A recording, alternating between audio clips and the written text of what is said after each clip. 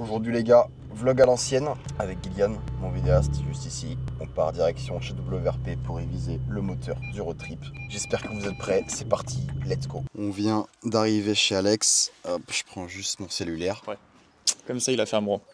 Je vous présente les chiens de garde à Alex. Avec ça, il n'y a aucun moteur qui bouge les gars. Normalement j'ai pensé à tout, j'ai rien oublié cette fois-ci. Parce qu'on a rechecké hier soir une deuxième fois et tout avant de partir. Bon bah écoute, je te sors le moteur et puis on va commencer à attaquer hein, histoire de voir un peu l'ampleur des dégâts. Allez c'est parti les gars, on sort le moteur et puis on va vous montrer un petit peu mieux ce qui s'est passé dedans. Pendant que Chronopost se décide de nous répondre, je vais laisser du coup Alex constater par lui-même au niveau du cylindre ce qui s'est passé. Donc là du coup les gars c'est le deuxième cylindre. Je vais recontextualiser après ce qui s'est passé. Et je te précise qu'il roulait parfaitement bien, hein. J'avais pas de truc bizarre ou quoi. T'as vu la trace qu'il y a? T'as vu? Ah oui, je sais pas si on verra bien à la cam. Ah bah il y a une aiguille de cage qui est passée. C'est un cylindre prépa que t'as acheté? Apparemment ouais. Bah je te le dis. Bon il y a eu que les chopes de fait mais... Après je m'en suis même pas rendu compte tu vois, en vrai de vrai. Juste pour tout recontextualiser depuis le début, prenez en compte que avant de partir pour le road trip, j'avais récupéré mes anciens consommables. Donc au cas où, si vous m'arrivez un souci avec un piston ou quoi, j'avais récupéré du coup mon ancien piston, mon ancienne cage aiguille et tout le tralala. J'avais cap de gaz, j'avais embrayage, enfin bref, le nécessaire. Donc j'ai eu aucune péripétie sur tout le trajet, mis à part du coup en haut de la France, avant d'arriver en Normandie, donc du coup à Reims exactement. En fait, la cage à aiguille de mon cylindre, elle a explosé. Et elle est venue endommager mon plot de culasse, mon piston, et c'est déjà pas mal. C'est à peu près tout, non, si je me rappelle bien. Le cylindre a une petite trace, mais c'est acceptable. Voilà, une petite trace de rien du tout. Et en fait, du coup, ce qui s'est passé à ce moment-là, il me restait quand même du coup mon ancien piston que j'avais gardé après la révision de chez Alex. Donc du coup, ce qu'on a fait, vu que c'était un code A, pour nous sauver la mise, et ben du coup, on a remis un piston, on a remis l'ancienne cage à aiguille, donc toujours les anciens, hein. On a remonté le tout comme ça, et après du coup, moi j'étais acheté un cylindre complet pour récupérer un plot de culasse, parce que du coup, le mien était trop endommagé. Donc du coup, on a remonté ça un peu à la Wall Again Beast to Fly, on a repris la route comme ça, et on n'avait aucune péripétie. Sauf qu'en fait, ce que j'avais oublié de prendre en compte, et ça Alex me l'avait dit, c'est qu'en fait, quand la cage aiguille a pété la première fois, ça a endommagé mon vilebrequin. Mais bon, on n'avait pas le choix, on n'avait pas de vélo sous la main pour pouvoir changer, donc on a fait avec les moyens du bord. On a repris la route, donc on a fait la Normandie, on a fait Rennes, et arrivé en fait à 100 bornes de chez moi, précisément à Cholet en fait. Ce qui s'est passé, c'est que la moto s'est coupée brusquement d'un seul coup, et donc là du coup, bah on s'est retrouvé en fait à s'arrêter du coup chez Mario, Sacha, bref. Vous connaissez déjà la suite. Et du coup, Quentin est venu du coup démonter, voir ce qui se passait. Et donc mon ancien piston que j'avais remonté pour nous dépanner avait fondu en deux. Et donc à ce moment-là, n'ayant plus de piston en côte A, je pouvais plus utiliser mon cylindre en côte A. Et par chance, Sacha, le mec chez qui j'étais, avait un cylindre en côte B, complet. On est venu du coup changer et swipe les deux. J'ai enlevé mon côte A, j'ai pris son côte B et j'ai remonté le sien. Prenant en compte que le vélo est toujours endommagé, on n'a toujours pas de vélo à ce moment-là, donc on est obligé du coup de remonter avec les moyens du bord. Et donc du coup on reprend la route direction Fontenay, entre temps du coup on fait les 100 bornes qui nous restent, on réussit le Tour de France, j'ai emmené la moto au contrôle technique, à la contre-visite, j'obtiens le contrôle technique, je vais rouler encore un peu avec en off sans forcément, sans caméra et tout, je vais quand même rouler avec un petit peu. Et l'autre jour, forcément moi je devais rendre le cylindre à Sacha tu vois, l'autre jour je dis à Sacha écoute je vais démonter le cylindre pour te le ramener et tout à Cholet. Il me dit ok track et tout, y a pas de souci. Les gars je déculasse. Et en fait, il est en train du coup de se passer la même chose pour la troisième fois. La cage à aiguille était encore en train de péter à cause du vélo. Sauf que là, du coup, ça a déjà quasiment commencé à péter. Et en fait, c'est venu aussi endommager le cylindre à Sacha. Ce qui fait que là, il est mort inutilisable. Du coup, j'ai racheté le cylindre à Sacha. Je lui ai racheté 200 boules et puis voilà. On va vous expliquer concrètement ce qui s'est passé. La dernière cage, elle est propre. L'axe de piston, il est correct. Mais le vélo, je sais pas si ça se verra à la caméra, tout le bas, il est déformé. Le traitement, il est mort. Et en gros, quand tu viens mettre cage et axe dedans, il devrait pas y avoir de jeu du tout. Bon bah là, ouais. C'est mort de chez mort. Là, c'est le vélo poubelle. Donc voilà, ça paraît anodin, mais malheureusement, ce souci-là, du coup, m'a valu genre en tout... deux déposes moteurs. Et le cylindre que Sacha m'avait prêté pour les 100 bornes restantes, même pour 100 bornes, les gars, ça a tué le cylindre. Genre, j'ai rappelé Sacha, je voulais lui ramener son cylindre. J'ai dit, bah écoute, je te le ramènerai pas, je dois te l'acheter, je suis obligé parce qu'il est mort. Bon, après, il est mort. En soi, il est pas totalement mort, les gars. Mais... il faudrait quand même l'emmener Nicasile, quoi. Oh Alex, c'est pas vache, ça t'a pas lu. Arrête, Déconne pas. Arrête, tu es tout comme moi qui roule toujours son machin. Mais bon, par principe, chose normale, du coup, j'ai racheté le cylindre à Sacha. Comme ça, il n'y a pas de galère et tout. Il l'aurait vendu ce prix-là de base s'il devait le vendre. Donc merci beaucoup à Sacha parce que grâce à ce cylindre, on a quand même pu finir l'aventure. Donc ça, c'est cool. Mais par contre, ce souci-là, il a coûté cher.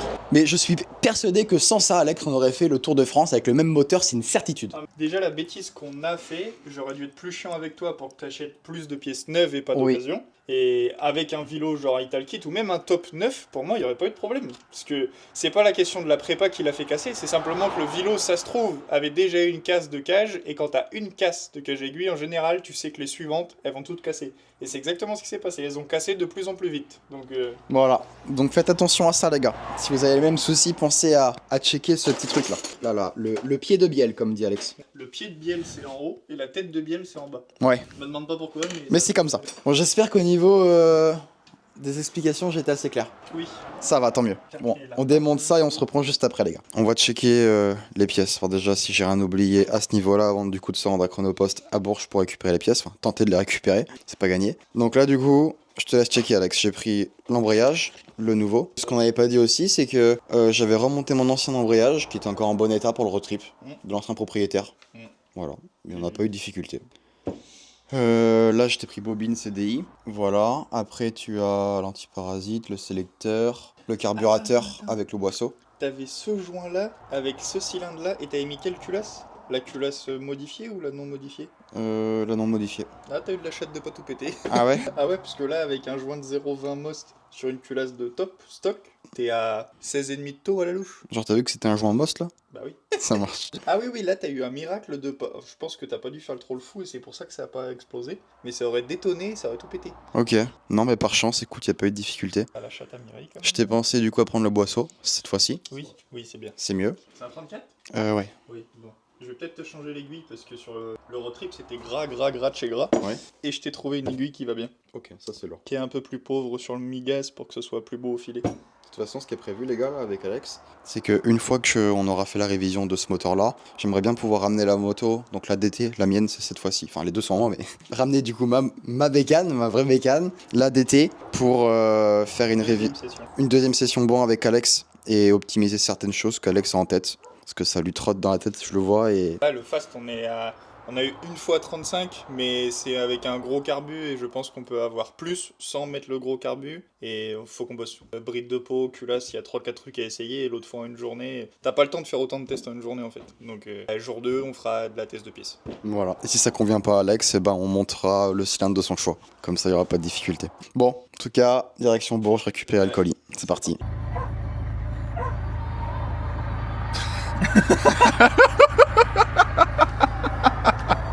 Il a été chopé un lapin.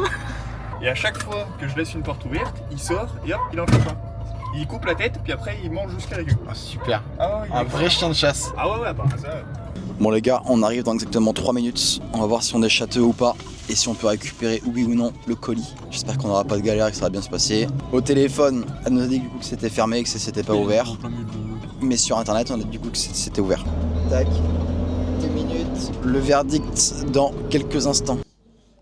Bonjour. On vient pour récupérer un colis aussi. Ouais, je vais vous le chercher, je vous fais passer un peu. Merci beaucoup. Incroyable. Incroyable. On va pouvoir réviser le moteur. Putain, la chatte à Mireille, comme dirait l'autre. Tu vois, on a appelé le SAV du truc. Il nous Non, dit c'est fermé, vous pouvez pas y aller. Je t'ai dit, il faut y aller. Que comme ça, tout le temps. Incroyable. Tu penses qu'il y a tout? Bah, il y a ce que moi m'intéresse. Est-ce qu'il y a encore le piston? Ouais, il y a un piston et un vélo, il y a la base. Il y a le minimum syndical. Bon, on va croiser les doigts pour qu'il reste. Est-ce qu'on ferait pas un unboxing dans le camtar? Rapide. Vas-y, tac, on va checker. Et dedans, j'ai des pièces pour la DT aussi. Voyons voir. Là, surprise du chef.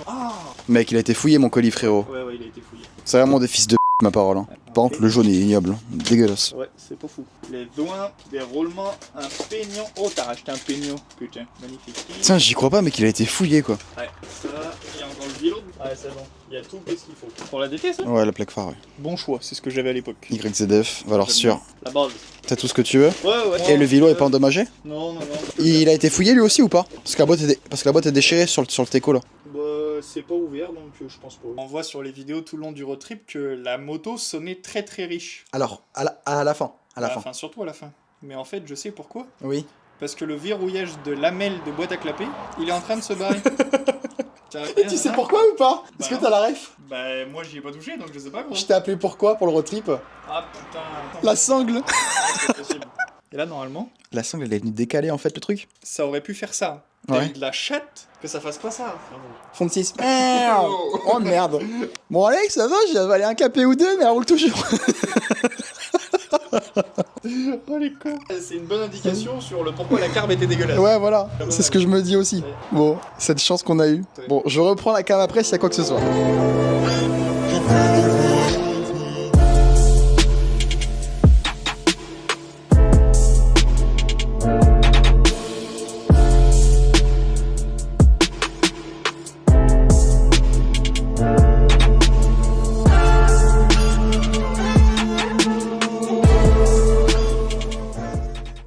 Regardez ce qu'il y a ici là. Il y a un truc mignon les gars. Il y a un moteur Monaya. C'est les cylindres de kart? Non? De scooter? On a même un R18 Autopuntono? et plus de jupe. Donc on attend un cylindre, mais vu qu'il n'y a aucun fabricant qui a fait des cylindres en stock, eh ben, on attend. C'est à Lolo ça? Ouais. Avec ses petits carters Néo. Encore de bons Alex, il y a peu de temps. En 80, précise. En 80 M6. Combien de chevaux Alex sur le nouveau banc? Presque 30, ça fait quasiment 33, 32 sur l'ancien. Ah, plus de 33 sur l'ancien banc. Ouais. C'est énorme, c'est débile. Tuto faire un sans fast à M6 qui dure une semaine. Ouais. La cause, le robinet. Parce que chez Sherco, 2,5 mm de trou de robinet. Si je vous fais un sang de la mort, bah vous achetez des gros robinets. Sinon vous allez finir comme lui. Le sang il va durer une semaine. Il y a peu de temps tu parlais d'un truc aussi avec Zinzin. Ah, c'est les perçages sur les carbules et trucs comme ça. Mais si tu veux, ça réellement c'est même pas impératif. Parce que rien que déjà le gros robinet, normalement avec le carbu d'origine, c'est censé suffire.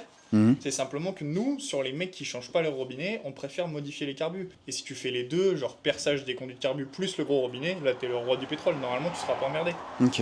Mais c'est plein de petits conducteurs percés. Faut aller voir la vidéo de Zinzin. Il a fait une vidéo complète là-dessus qui est super bien faite, où tous les trous à repercer, les diamètres et les modifs à faire sur les carbus Sunward pour être tranquille niveau débit. Allez la voir, ça y fera plaisir en plus. Ok, bon bah go, allez, checkez la chaîne d'Aurel les gars, et puis faites-lui un petit retour en commentaire si oui ou non du coup ça vous a aidé. Voilà, en tout cas il y a du moteur, c'est cool, la belle pièce, du Neo, du Monaya, fait plaisir. Je sais pas s'il est là mon vidéo Itel Kit, il est en bas, je vais vous montrer. Alors, si j'arrive à l'ouvrir, et dites-vous les gars, mon colis Chronopost il a carrément été ouvert.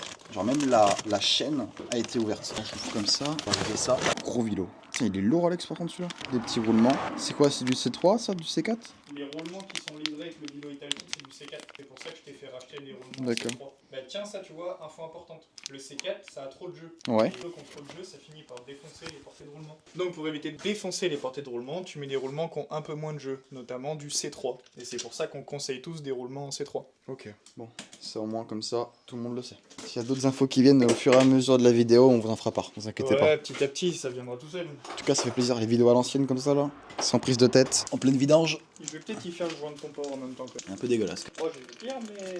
On voit qu'elle a roulé quoi. Ça y fera pas de mal. Sinon démonté, piston aussi, l'image. Bon, petit instant de promo les gars, j'en profite pour vous en parler. Les disques KRM, les hard, voilà comment ils sont composés. Vous avez 4 disques lisses et 5 garnis. Avec ça, vous avez les ressorts hard, donc vous avez les blancs, les bleus, les rouges je crois, c'est ça? Ouais, bah les rouges, il y a de mieux. Les rouges c'est les hard. Avec ça, on vous livre le joint de carter d'embrayage. Et ce que j'ai oublié de préciser, c'est qu'en fait Mathieu a pensé à rajouter des petites billes céramiques. Ça c'est vraiment cool. Ça évite de faire des conneries. Tac. Donc là je vais mettre les disques à tremper pour avancer Alex dans l'huile. Comme ça au moment du remontage, ils seront déjà bien huilés. Tac. Mamie gâteau. On va laisser macérer.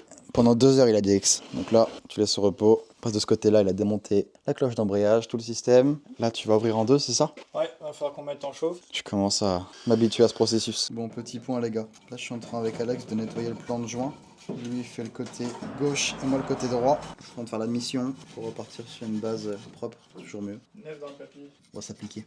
ASMR. Bon. T'es en train de sauver des clapets là? Bah là, je les usine pour que ça rentre, parce que sur M6, pour éviter de défoncer les carters, il vaut mieux enlever de la cam sur les V-Force. Ouais, bien sûr. Là, t'enlèves un petit peu à vue d'œil, c'est ça? De chaque côté, bah je sais à l'œil combien faut enlever. T'es pas trop anxieux, ça va? À 200 balles les clapets, ça devrait aller? Ça va. Ça va bien se passer. Il y a intérêt. Du coup, là, les gars, on quittait à la partie où on dégraissait les plans de joint avec Alex. Là, il a remonté la boîte, le roulement, le vide-broquin. Là, il s'apprête à refermer les deux.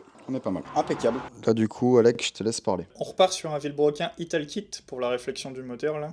Tout simplement parce que personnellement, si tu regardes les cages à aiguilles, ça c'est une top perf qui est livrée avec le course 44, c'est une 12-15-15, donc 15 diamètre extérieur. Les Italkit c'est du 12-17-15. En termes de grosseur, on est quand même sur une qualité qui paraît plus intéressante. Et je dis pas que les top perfs sont mauvaises, mais pour sûr, quand on commence à mettre des chevaux, parce que là c'est un top qui fonctionne quand même, vaut mieux partir sur le Italkit qui a une cage à aiguille quand même bien plus conséquente.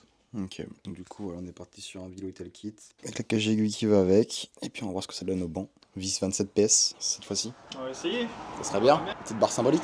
Un truc fiable pour aller chercher le pain. Bon, du coup, les gars, parlons un peu de l'ADT. Parce que beaucoup se posent la question de là où elle est rendue. On a bossé sur le projet pendant plusieurs mois. On a mis du temps à commander les pièces parce que forcément, c'est beaucoup d'investissement. Donc, tout faire d'un coup, c'était compliqué. Donc, on a fait ça du coup sur une longue durée. Là, actuellement, on a tout reçu. On a commencé déjà à assembler la moto. Et je pense que là, c'est qu'une question de jours avant que le comeback officiel n'arrive. Donc voilà, je tenais à vous informer. Cette Evo me tient énormément à cœur. Elle est très symbolique pour moi. On a essayé de faire une 2.0 de... Bref, je peux pas trop en parler pour le moment, vous le verrez sur Insta dans peu de temps et sur YouTube, mais l'ADT arrive, sachez-le. Et ce n'est plus qu'une question de jour à l'instant T où tu verras cette vidéo sur YouTube.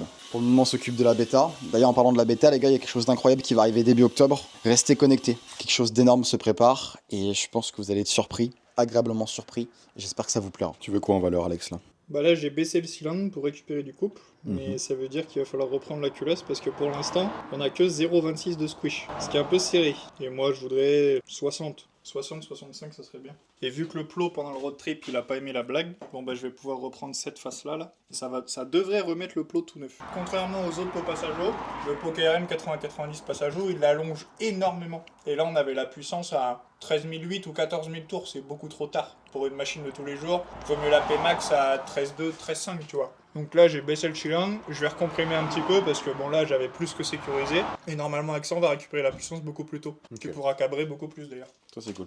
Ça, c'est une bonne nouvelle. Ouais. Ça fait plaisir au moral. Dans peu de temps, on pourra remettre la bêta en Y comme je le faisais auparavant. Parce que sur toute la partie ouest de la carte de France, jusqu'à Avignon, Mâcon, elle avait vraiment la santé, genre. Mec, un cross, un 85 SX le truc.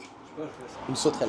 Tu la testeras pas, tu l'essayeras pas. Voilà, t'as ta petite tétée. C'est mieux, c'est beaucoup mieux. Mama, la belle auto. Putain, il est mimes le piston. Ouais. Un peu style Hello Kitty. Un dalmatien, le bordel. Ouais, c'est ça. Tu sais, il fait un peu. Ouais. Attends, je vais le filmer. Ok, si on se rappelle de comment c'était avant un peu, mais Alex il a réussi à tout rattraper. Ce qui fait que là c'est lisse comme de l'eau de roche. Et là on dit merci Alex qui sauve les pots cassés encore une fois. On essaie. Prochaine étape Alex, c'est quoi? Il va falloir que je reprenne l'intérieur. Parce que là, ça comprime trop. Et vu que ça comprime trop, on va refaire la forme du dôme complet comme moi j'aime bien.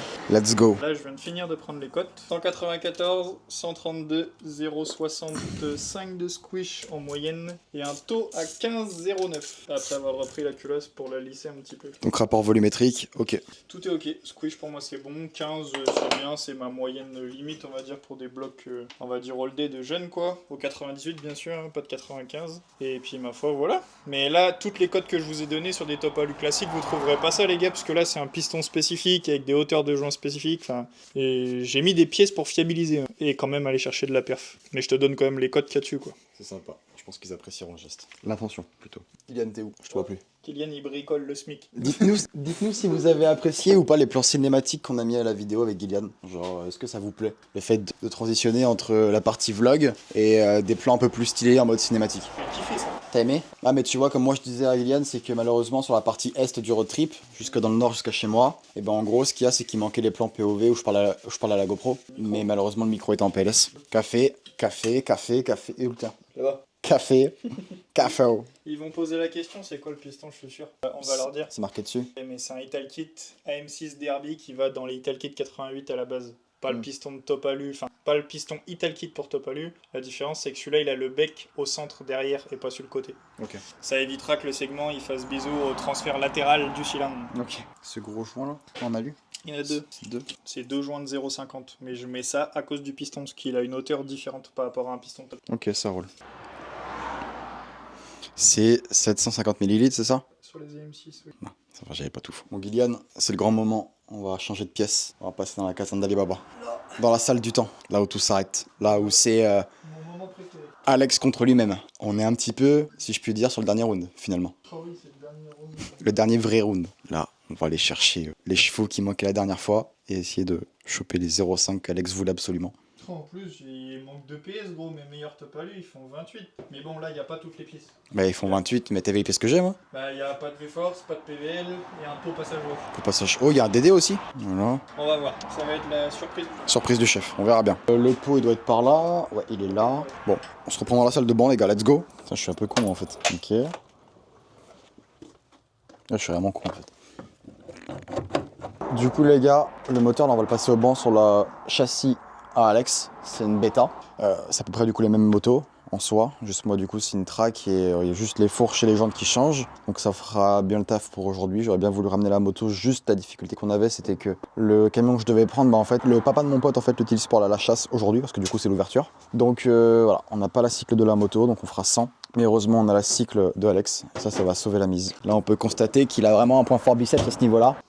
On a un petit problème de fuite. Un petit gros même. Le verdict, c'est le joint. Emmerdant. Je tiens à préciser, ça fait plus de 3 ans qu'on bosse ensemble, je l'ai jamais vu s'énerver sur un moteur. Je m'énerve jamais. Moi je suis pas comme ça du tout moi. Je suis pas du genre à balancer les outils quand ça me plaît pas. Ça traverse le garage en 2 secondes top chrono.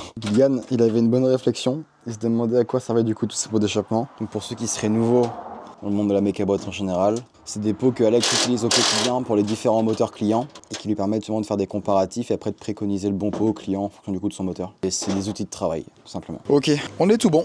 Tac, moteur monté, serré. Refroidissement, Alex l'a fait normalement. Moi j'ai monté le pot. Alex a monté également du coup la bobine, le CDI, la carbe, il l'a mise aussi. Tout est bon, on pourra démarrer. Merci pour le casque, ça fait plaisir. Hier ou avant-hier, je sais plus. Bon, il paraît, faut pas montrer ses courbes de moteur de course. Ah ouais? Ouais, c'est les collègues, ils ont dit ça, ils ont dit Alex, faut pas montrer quand ça marche. C'est à moi tout ça? Ah ouais, c'est les courbes de l'autre fois. Voilà, c'est ce qu'on avait l'autre fois, ça. Et t'as encore toutes mes courbes pour chaque moteur? Pas tous, même Putain. ton premier face, même le bit de l'époque. Genre j'ai un fichier à moi quoi. Ah non, t'as le nombre de moteurs en nombre de fichiers. Ok. Donc bid, fast, LMR, top, t'en as au moins 4, Ok. Plus le sans fast FL aussi. donc 5. Bon, il fait quoi en température là? Il fait 19 et on a 1010 de pression atmosphérique. Oh putain, mon dieu. C'est beaucoup? Ah bah, comparé à ce que j'ai d'habitude, oui. Bon, la démarre, cette ragnole? Allez, c'est bon. Moi je te suis. Let's go! Je sais pas si on m'entend les gars. En vérité la laine de roche est un peu cramée.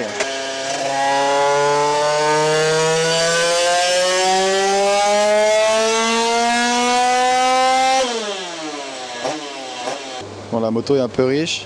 Il y a balle de couple là, non? Pour l'instant, non, il a la puissance toujours aussi tard. Ce pot-là, mec, c'est un truc de ouf. Il est capricieux. Ah, mais c'est pas qu'il est capricieux, c'est qu'il prend vraiment beaucoup de régime, quoi. Cool, on a un Pmax à 14002, c'est archi tard. Faut qu'on bosse, là, c'est le premier tir.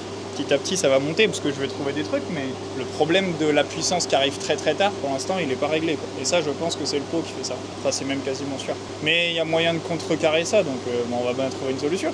Bon du coup là Alex les gars ils viennent mettre une bride un peu plus longue, une TXT en l'occurrence, pour voir comment ça donne. Je suis curieux de savoir. Peut-être aussi baisser un peu le gicleur.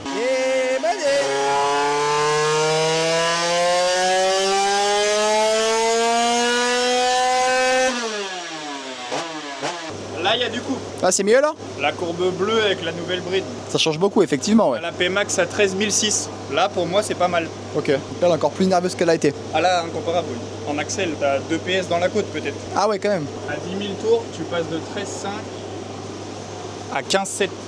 À 10 000 tours? Pour l'instant, on n'a pas pris en puissance pure et dure. On a pris 0,1 en puissance max, mais par contre, dans l'accélération, on a pris 2 chevaux dans toute l'accélération en fait. Donc ça va accélérer beaucoup plus fort par terre. Ok. Ça lèvera plus facilement pour retranscrire ça. Là c'est bon. Là c'est bon, là j'ai capté là. Tout simplement. Ça lèvera beaucoup plus vite, beaucoup plus tôt, beaucoup plus simplement. Top. Petit zoom. T'as la même puissance sur 1500 tours de plage là. 24,5. Maintenant avant c'est carbe. Ok c'est parti, let's go. Bon je suis assez content. Si Alex est content, c'est que je suis content. Bon, un petit topo de ce qu'on a fait depuis le départ. Là. À la base, on avait la bride de pot KRM qui est relativement courte. La puissance arrivait très tard, 14002. Moi, je voulais un truc qui arrive plutôt à 13,5, 13,6. Donc, j'ai changé la bride de pot par une bride plus longue. C'est une TXT, mais enfin une bride plus longue quoi. Elle fait quasiment 2 cm de plus. Là, on a la puissance maintenant à 13005, 13006. Après la bride, j'ai fait de l'avance, de l'avance, de l'avance. Ça, il aime beaucoup. Me demande pas pourquoi, mais il aime l'avance. Donc, du moment qu'on gagne, on en met. Hein. Donc là, j'ai trouvé ma limite.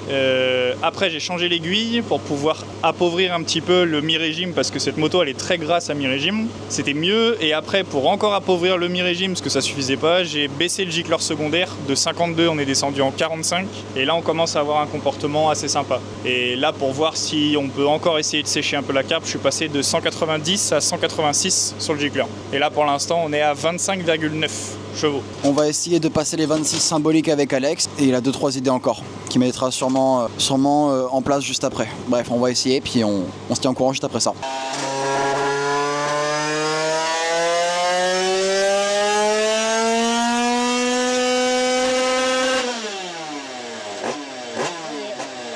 Ok, cool. Ça y est, c'est passé. handicap. Oh. On a même pris du couple. Encore un peu? On Ouais. a pris combien en plus en couple? De 1,39 on est passé à 1,41. Ça c'est la courbe de couple. Ouais, on a pris tout le long hein. Et plus loin en plus. Ok. Et on a pris 0,2, 0,3. Plus ou moins tout le long. Donc c'est bien. Bon, il nous reste à essayer les 2-3 bricoles qu'Alex a en tête. Je vais essayer de recomprimer. Tu veux Et recomprimer? Après avoir recomprimé, on essaiera de rallonger l'échappe encore. Donc en premier, enlever La rondelle de bougie. la rondelle de bougie et seconde étape, rallonger la bride. Et Ok. là, on aura fait le tour déjà, c'est pas mal. On essaye, on tente 26,5, ce serait bien? Il est fou.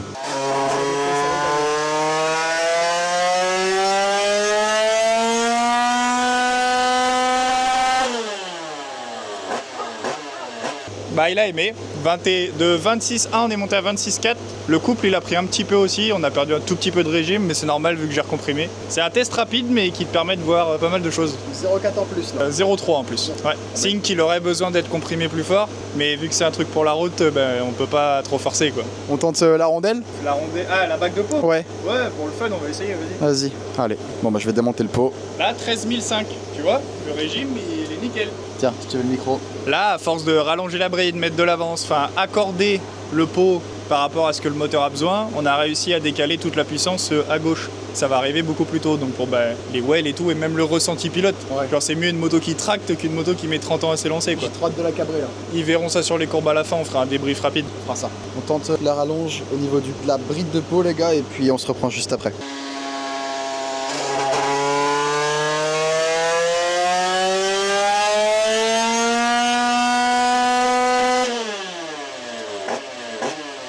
Bon ben on s'arrête sur 26,4. 26K symbolique, c'est bien, c'est honnête, on a fait plus que la dernière fois. Donc là, alors dit les gars, la courbe bleue c'est celle qu'il y a eu avant le road trip. Quand j'ai emmené le moteur s'est préparé chez Alex, avec le peu de temps qu'on avait devant nous. Et ça c'est aujourd'hui après la réflexion, plus tout ce que Alex a optimisé. Donc voilà, donc 25,8 la première fois, pour ceux qui veulent des chiffres. 25,8 la première fois et la 26,4. Le couple surtout qui est intéressant. Il y a du couple beaucoup plus tôt. Le moteur en gros au lieu de prendre 16 000 tours, mais on s'en fout, 16 000 sur la route ça sert à rien. Là il prend 15 000 en régime maxi, mais par contre en couple, admettons à 12 000, de 1,27 on est passé à 1,38. Ça paraît pas énorme, c'est des petits chiffres, mais en réalité au ressenti c'est énorme. Le gain de couple là il est énorme. De toute façon tu m'en diras des nouvelles, mais... Je te dirai, de toute façon on va mettre le moteur dans la bêta demain donc... À voir à la courbe, moi je sais d'avance que le ressenti ça aura rien à voir. Quand j'aurai la GoPro et tout, je filmerai ma première réaction dès qu'il sera monté. La forme de courbe est plus ou moins la même qu'avant, donc ça c'est cool, ça laisse un moteur assez rond. Il est plein. Mais tout décalé vers la gauche pour avoir vraiment plus d'axel quoi. Ok. Et il faut se dire qu'aujourd'hui, on a commencé avec ça. Donc le but d'une mise au point quand même, ça sert à quelque chose. On a commencé avec la courbe bleue. D'où l'intérêt de régler les motos au banc. Ouais, T'as un aperçu en direct toi. voilà. Ok, bon. Bah on a à peu près tout dit je crois. Bah là maintenant moi je vais régler l'aiguille et le filet de gaz, mais ça on va le faire hors caméra, faut que je la redémarre et que je fasse tout le bas régime. Et là ouais elle sera terminée, enfin le bloc sera terminé en tout cas. Bon, ça y est on a fait cette vidéo. C'était pas avant mais du coup c'était après le road trip. Mais bon, ça me tenait à cœur qu'on la fasse. C'est fait. Et maintenant on se reverra avec la DT pour l'optimiser encore elle aussi du coup de son côté. Et on verra après ce qu'on fait avec la DT, si on change de cylindre, si on fait un truc, on verra. On verra ce que sort le fast après, après que j'ai dit stop. C'est Alex qui décidera. Pour l'instant j'ai pas dit stop donc on va essayer de développer. Enfin bon, c'était une bonne vidéo. J'espère que vous l'avez kiffé les gars, vidéo à l'ancienne vraiment sans prise de tête. Comme d'hab à l'ancienne c'est les sens. Chill. Et puis, est-ce que j'ai oublié des choses? Non. Non, Sont dans la partie 2 de cette vidéo, donc dans la prochaine qui sortira dimanche, vous aurez du coup l'aperçu en POV avec la GoPro de comment se comporte la moto, comment est-ce qu'elle marche, mes premières impressions, tout ça. J'ai trop hâte de la rouler, vraiment, parce que là la moto clairement... Elle aura récupéré la santé. Voilà, c'est ce qui me manquait sur la fin du road trip et j'ai vraiment hâte de la redécouvrir comme au tout début. Avec 2 PS en plus au niveau du couple, ça va faire du bien. Donc voilà, du wheeling, de la balade, du POV, du plein fer, ce qu'on kiffe. Et puis tant mieux. Préparez-vous aussi, je vous le dis, pour le mois d'octobre. Il va se passer un truc d'extraordinaire, que ce soit au niveau de la DT, il va y avoir le comeback, ça c'est une certitude. Fin septembre, la DT revient. Et début octobre, il va se passer quelque chose d'incroyable. Je compte tout sur vous, j'espère que vous serez tous au rendez-vous les gars. J'en dis pas plus, c'était Track et WRP, alias Alex, avec Gillian le vidéaste juste derrière. On vous embrasse, prenez soin de vous, restez intrépides. Ciao ciao tout le monde.